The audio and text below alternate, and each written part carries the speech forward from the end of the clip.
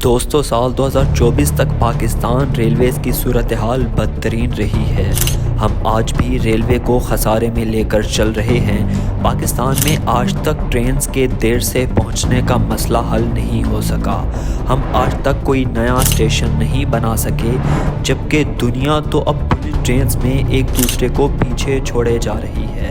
जब हम रेलवेज़ की बात कर रहे हैं तो ऐसे में बात करेंगे जापान के रेलवे निज़ाम की। जापान में ट्रेन टिकटों की मार्केट से साल 2024 तक 6.93 बिलियन अमेरिकी डॉलर की आमदनी की पेशगोई की गई है और इस इनकम में सालाना 2.17% के हिसाब से इजाफे की भी पेशगोई है। जापान अपने रेलवे के निज़ाम को इतना मजबूत कर रहा है कि 2028 तक मार्केट का हुजम 7.55 मिलियन अमेरिकी डॉलर होगा। अंदाजे के मुताबिक साल 2028 तक 29.17 मिलियन लोग रेलवे के निज़ाम से फ़ायदा उठाएंगे।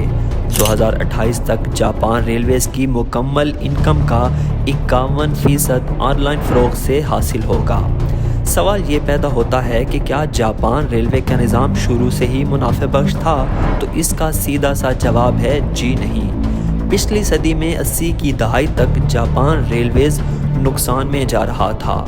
रेलवे कर्जे में डूबा हुआ था, हत्ता कि इस हद तक के जापानी मुल्क की खसारे का निस्फ जितना खसारे में रेलवेज़ चल रहा था। फिर साल 1964 आता है और जापान बुलेट ट्रेन सिस्टम शिनाक्सन मुतारिफ करवाता है। शुरू में कुछ बद इंतज़ामियों की वजह से इस सिस्टम में भी खराबी का सामना हुआ। 1987 में इस्लाहात का मॉडल नाफिज किया गया।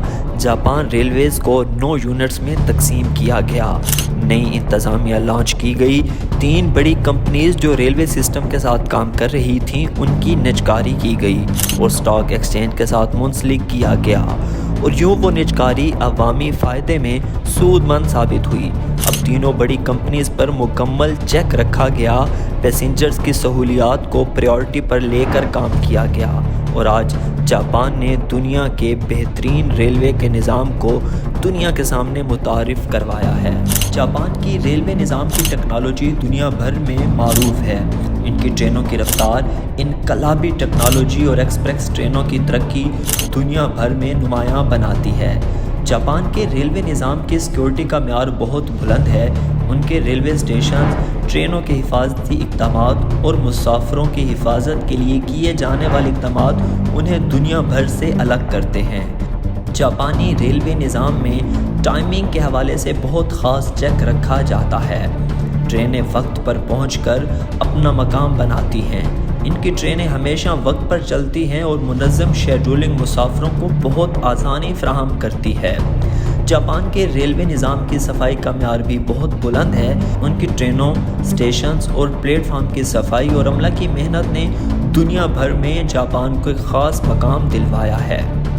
जापान के रेलवे निज़ाम में एक और दिलचस्प बात मुसाफिरों के लिए मुख्तलिफ इन्विटेशंस खिदमात हैं। इनकी सूरत में वाईफाई, चार्जिंग पॉइंट्स और ट्रेन की बुकिंग के लिए ऑनलाइन सहूलतें उनको दुनिया भर में अलग शोहरत दिलवाती हैं। जापान के रेलवे के निज़ाम में पैसेंजर्स को मवाद फराहम किया जाता है। इनकी ट्रेनों में कंपार्टमेंटल का बुनियादी मवाद, खुराक और दीगर सहूलतें मुसाफिरों के लिए मौजूद होती हैं। अगर आप पाकिस्तान में किसी ट्रेन में सफ़र कर रहे हों तो आपको सबसे बड़े इन्हीं चीज़ों से मुंसलिका मसाइल सामने आते हैं। जापान के रेलवे निज़ाम की माहौलियाती तरक्की का म्यार भी बहुत बुलंद है। अब हम बात करेंगे बुलेट ट्रेन्स की, जो कि शिनाक्सन ट्रेनों के नाम से भी जानी जाती हैं। आमतौर पर हाई स्पीड ट्रेन्स होती हैं जो तवील फासलों पर रफ्तार की तेज़ी के लिए खासी मशहूर हैं। इनकी कारकर्दगी में क्या कुछ खसूसियात शामिल हैं, आपको ये भी बताते हैं।